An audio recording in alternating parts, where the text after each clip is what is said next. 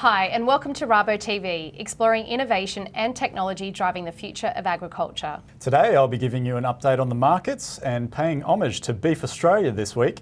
US protein expert Don Close will share the latest on the US cattle industry. This week we welcome Robert Bell from ag bioscience company ProAgni, an Albury-based startup increasing the sustainability of animal production through antibiotic-free stock feed products. Thanks for joining us, Rob. Thanks, Claudine, and it's a pleasure to be here with Rabo TV. Firstly, Rob, regarding livestock feed efficiency, what are the benefits of manipulating a cow or sheep's diet? So food efficiency is one of the main levers in production. So focusing on how we can convert resources into a saleable commodity is really key to production. So it doesn't matter whether we produce milk, meat, wool or new progeny, really driving on focusing on food efficiency delivers great value for farmers. So how are your products facilitating a smaller environmental footprint and what makes them different? What we've really focused on is giving the farmers the tool to have the environmental and social licence so we can decrease the use of non-therapeutic antibiotics without costing production in terms of its economics or its total average daily gains. So really trying to deliver value with being non-disruptive. What are the benefits of limited antibiotic use in stock? If we look what's happening globally, we've got large players in the industry such as McDonald's, Costco and Walmart, all developing supply chains where they are focusing on having non-therapeutic antibiotics in the feed system, in their feeding systems into the future. So for Australia, there's a real opportunity to get in front of the wave and provide those products into the market into the future. What does this mean for the beef sector? I mean, the industry's changing. If we have a look at what's happened in markets overseas, it is happening and we need to be ready to adapt and change. In 4 years, the US poultry market shifted from an antibiotic-fed industry to an antibiotic clean by 40% in 3 years. So change does take place and it's all driven by consumers. And what results are producers seeing from your feed supplements? The producers we're working with are seeing no disruption to how they do things, and they're actually capturing greater value with increased food efficiency, higher average daily gains, and most of all, we're actually seeing a really consistent trend in higher yields when those animals are harvested. Thanks for sharing your story, Rob. Thanks for having us, Claudine. It's been a pleasure. Great to hear from an innovative Australian startup direct from Beef Week, and ProAgni was actually a finalist in last year's Food Bites pitch competition. And on that note, if you're a food and agri startup, make sure you get your applications in for the Food Bites pitch competition by May 16th. How are the markets looking this week, Ben? Corporate earnings for tech giants were better than expected last week. Amazon continued its stellar performance from last year, posting a 44% increase in first quarter sales as the COVID-19 pandemic drove e-commerce activity. Google parent company Alphabet also reported a very strong result, with revenue up by 34% and earnings per share far exceeding analyst forecasts. Tesla also beat expectations, delivering 184,000 cars in the first quarter of 2021, more than double the number delivered in the first quarter of last year. The solid results weren't enough to lift equity markets though, and we saw both the Nasdaq and the S&P 500 finish last week marginally lower. The COVID-19 outbreak in India continues to be a point of concern in financial markets. The unfolding humanitarian crisis has prompted the federal government to ban incoming flights and impose heavy penalties for travellers who are returning from the country in order to mitigate the risk of outbreak here in Australia. Reported new case numbers in India rose above 400,000 on Saturday, putting incredible strain on the fragile public health system. The scale of the outbreak has prompted markets to re-evaluate optimistic forecasts of a vaccine-led economic recovery this year. We have seen that reflected in equity market weakness and falls in long-term interest rates towards the end of last week. The fragility of the economic recovery from COVID-19 was underscored last week by poor economic data out of Europe. German GDP shrank by 1.7% for the first quarter as lockdowns were imposed across the country to contain the spread of the virus. Spain and Italy's economies also contracted for the quarter as consumption and manufacturing activity showed weakness. The figures confirm that the EU has entered a double-dip recession, with total economic output shrinking by 0.6% in the first quarter of the year. Looking ahead, we have the federal budget due to be handed down on Tuesday of next week.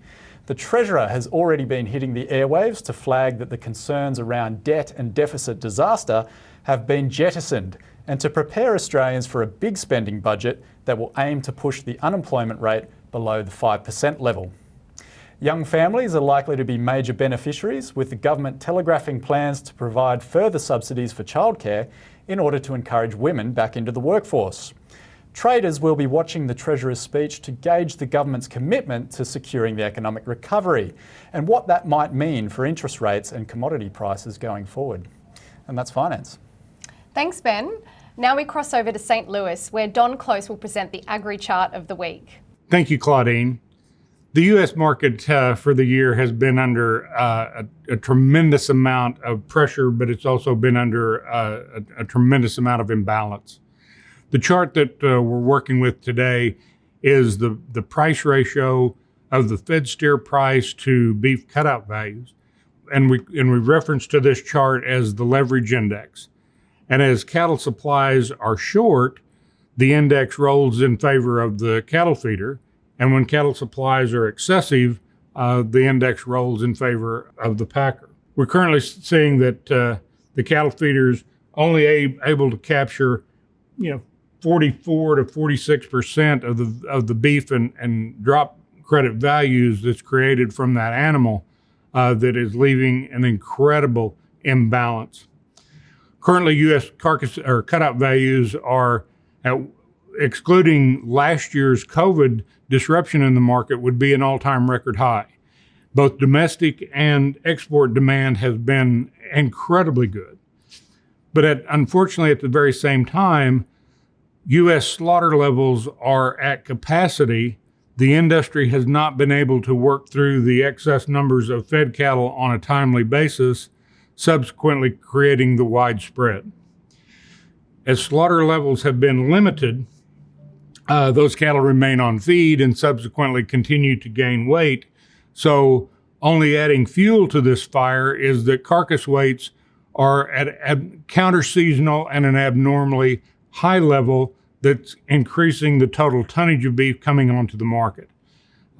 This is going to be a situation that very likely lasts through the summer.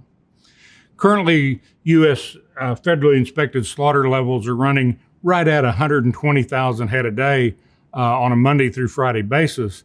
And so the only ability to increase slaughter rates is just how aggressive packers are able or willing to kill on Saturday. So I ran a packer margin calculation this morning, with the price spread between live cattle and beef. Packer margins are currently just under $700 a head, which is certainly a big motivator for them to harvest as many cattle as is absolutely possible. But with the added pressure of labor shortages and the additional spacing requirements inside the plants as a result of COVID, they've just been absolutely hamstrung on how much they can increase slaughter. The other complication with this is when you have old equipment, as most of our plants are, and you have a limited labor force, when you run that machine and people at that level of maximum capacity, they start to break down. And we have seen some of that. We've had more plants down for repairs and cooler cleaning in recent weeks that has put additional slowdowns on slaughter.